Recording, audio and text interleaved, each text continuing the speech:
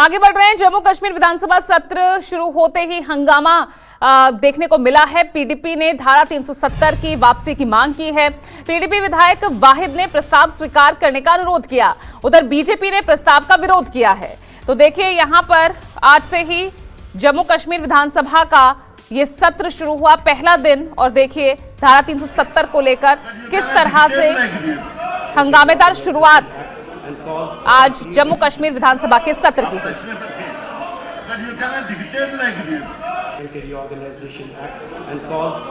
तो बता दें, आज से जम्मू कश्मीर के विधानसभा सत्र की यहां पर शुरुआत हुई है और देखिए धारा 370 किस तरह से यहां पर एक बड़ा मुद्दा बना, जिसकी वजह से हंगामेदार ये सत्र की शुरुआत रही। आसिफ सुहाब ज्यादा जानकारी के साथ जुड़ रहे हैं। आसिफ, हालांकि आशंका थी कि धारा 370 और स्टेटहुड को लेकर यहां पर विरोध नजर आएगा, आमने सामने सत्ता पक्ष और विपक्ष दिखेगा।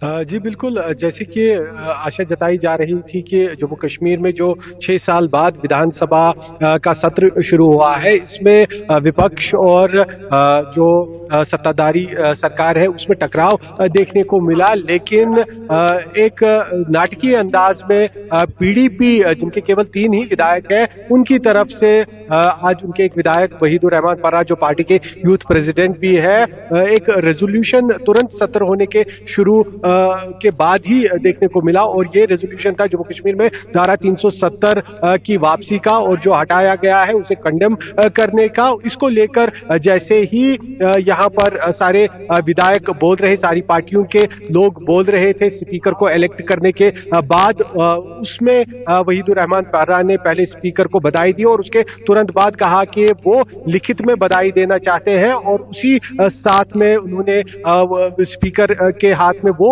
रेजोल्यूशन पकड़ा दिया जो धारा 370 की वापसी का उन्होंने पेश किया। और इसके ऊपर बीजेपी तुरंत वहां पर खड़े हो गए, सारे विधायक बीजेपी के, उन्होंने हंगामा करना शुरू कर दिया और कुछ देर तक विधानसभा के अंदर हंगामा होता रहा। इसी बीच मुख्यमंत्री उमर अब्दुल्ला ने भी पीडीपी विधायक द्वारा इस रेजोल्यूशन के लाने का एक तरह से क्रिटिसाइज करते हुए कहा कि ये एक पब्लिसिटी स्टंट है, क्योंकि आज सत्र का पहला ही दिन है और यहाँ इस तरह से मेंबर को कोई रेजोल्यूशन लाने का कोई भी प्रावधान नहीं है, और पीडीपी की तरफ से ये यहाँ पर पब्लिसिटी स्टंट किया गया है, ऐसा मुख्यमंत्री ने कहा। लेकिन वहीदुर रहमान ने हमसे बात करते हुए इसके बचाव में कहा कि वो अपेक्षा कर रहे थे कि जम्मू कश्मीर की जो उमर अब्दुल्ला की सरकार बनी है, वो विधानसभा के अंदर सबसे पहले ये रेजोल्यूशन लाते, उनकी सरकार जो कैबिनेट है वो ये रेजोल्यूशन लाते। लेकिन उनकी कैबिनेट ने, उमर अब्दुल्ला की कैबिनेट ने स्टेटहुड को लेकर रेजोल्यूशन लाया, और यही कारण है कि